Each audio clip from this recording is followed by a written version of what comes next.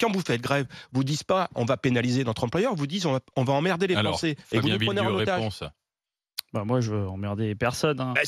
Vous emmerdez pas votre employeur, vous emmerdez les Français, vous nous prenez en otage. Et donc, vous avez détourné la grève de son objet premier. Alors, Fabien. Sur les histoires des primes, moi, ça me fait toujours marrer, ça, parce qu'on dit oui, il ne faut pas faire des augmentations de salaire. Les augmentations de salaire, c'est has-been, maintenant, c'est les primes. Ah oui. Mais les mêmes qui nous disent ça nous disent ah, mais attention, il y a la réforme des retraites.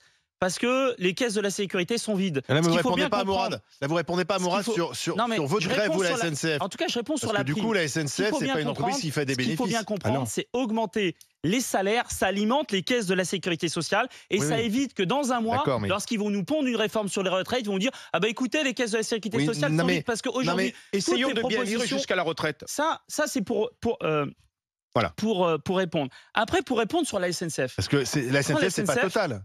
C'est pas le même. La SNCF, c'est pas Total. Non, heureusement. L'État fait le chèque. Non, peut-être c'est dommage parce qu'il y aurait peut-être plus d'argent aussi. D'ailleurs, Total avant c'était Elf. C'est une entreprise publique.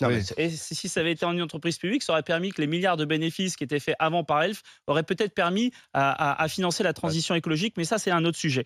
Sur la SNCF aujourd'hui, elle a fait 1 milliard de bénéfices les 6 premiers mois. Oui, enfin, elle a 54 milliards de déficit.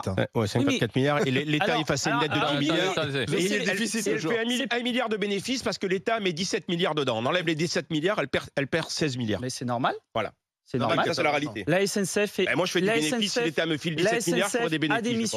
La SNCF a des missions de service public. Voilà. Aujourd'hui, les coûts de transport, par exemple, quand vous prenez un abonnement TER, vous ne payez que 1/3 de ce que ça coûte.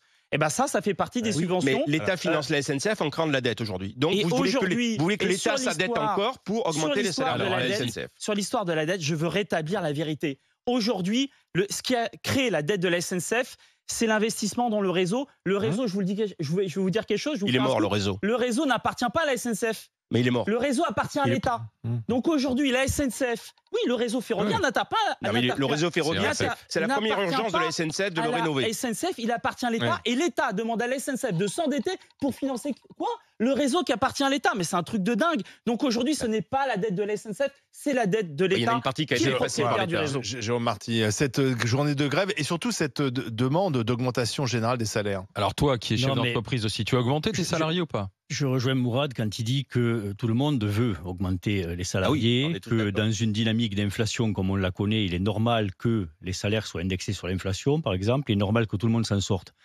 Tu veux que les salaires soient indexés sur l'inflation ? Le problème, c'est que c'est bien d'avoir une augmentation tarifaire et une augmentation de salaire, mais c'est encore mieux de garder son boulot.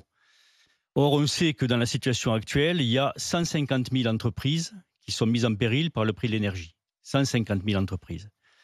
Que le monde n'est pas ISO ou global et que la problématique de la SNCF ne peut pas rejoindre la problématique d'une petite ou très petite entreprise. Que le patron d'une très petite entreprise aujourd'hui va avoir d'extrêmes difficultés à augmenter ses salariés. D'extrêmes difficultés parce qu'il est déjà potentiellement en déficit à cause de l'augmentation de ses fournisseurs et de l'augmentation énergétique.